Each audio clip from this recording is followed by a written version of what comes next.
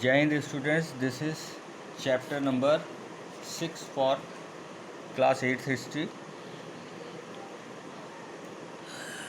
Weber's iron stimulus and factory owners. Word tell us histories.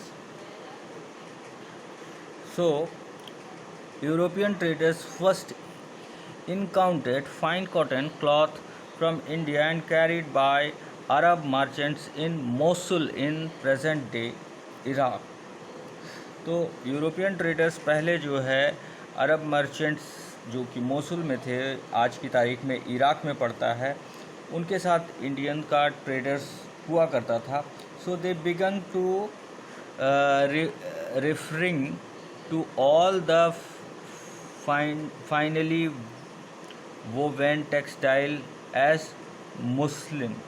तो यहाँ पर बताया जा रहा है मुस्लिम टेक्सटाइल जो है उसका यूज़ किया जाता था, ठीक है, जो कि एक नया वर्ड है मुस्लिम, जिसको जो मखमल एक वर्ड से बना है. कई ऐसे टर्म्स भी आते हैं जो कि टाइम टू टाइम किसी प्रोडक्शन से उभरते हैं. तो यहाँ मुस्लिम के बारे में बताया, a word that acquires wide currency.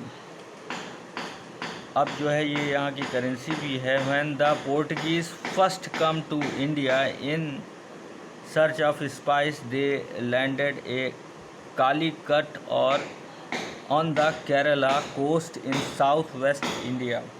और आगे बताया जा रहा है पोर्टुगीज़ भी इंडिया की केरला में आए, जो कि साउथ वेस्ट इंडिया का एक कोस्ट है, कोस्टल एरिया है.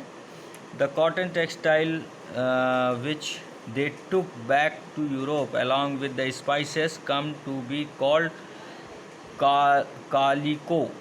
तो यहाँ पर कालीकट का जो है ड्राइवर नाम है कालिको, इसके बारे में बताया जा रहा है, जो कि वो यहाँ पोर्टुगीज़ आए और वो मसाले और इसके साथ साथ स्पाइसेस के साथ साथ कॉटन भी लेकर के गए. And subsequent calico become the general name for all cotton textile. और आगे चल कर के यही कॉलिको नेम जो था वो टेक्सटाइल के कॉटन टेक्सटाइल के लिए इसी नेम का यूज़ किया जाने लगा. तो ऐसे बहुत से नाम होते हैं जो कि समय के साथ साथ, परिस्थिति के साथ साथ या उस प्लेस या प्रोडक्शन के साथ साथ बन जाते हैं. There are many other words which pointed to the popularity of Indian textile in Western market, and figure number 3 you can see on the page orders of this books of the English East India Company set to the response representatives in Calcutta in 1730s. तो जैसा कि 1730s में जो है कलकत्ता में east India company ने अपने representatives भेजे और यहाँ से वो पहला काम अपना टेक्सटाइल ट्रेड भी स्टार्ट किए थे. यहाँ पर बताया जा रहा है कि उस समय उन्होंने जो यहाँ पर इंडियन क्लॉथ का ऑर्डर दिया था वो 5,89,000 पीसेस का ऑर्डर दिया गया था. और ये जिसमें 98 तरह की वैरायटी के कॉटन और सिल्क के केवल क्लॉथ थे, और ये यूरोप के मार्केट में बहुत ज़्यादा पॉपुलर थे. और usually woven cotton pieces that 20 yards long and 1 yard wide. तो इसकी चौड़ाई और लंबाई बताई जा रही है कि कितनी लंबे चौड़े एक थान हुआ करती थी कपड़े की, जिसको अलग अलग तरह की डिज़ाइनों में यहाँ लिया जाता था.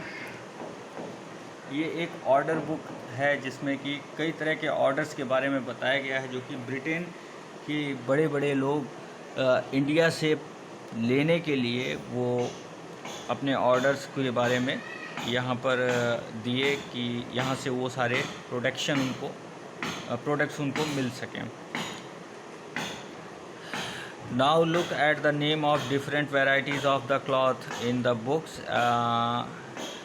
Almost the pieces of the order in bulk were printed cotton cloth, allied, chintage, khasas and bandanas.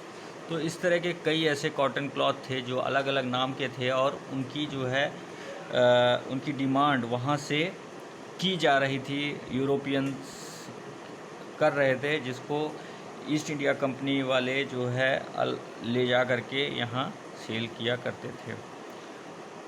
Indian cotton textile in England and Europe mainly excuse floral designers, fine textile and relative cheapness. तो इस तीनों की वजह से cheapness और fine textile और उसकी design, ये तीनों की वजह से वहाँ पर ये खूब बिक रहे थे। और यहाँ पर ये भी बताया जा रहा है कि जो उस टाइम वहाँ की क्वीन थी और रिच पीपल्स भी थे, वो भी इंडियन फैब्रिक के बने हुए कपड़ों को लेना पसंद करते थे।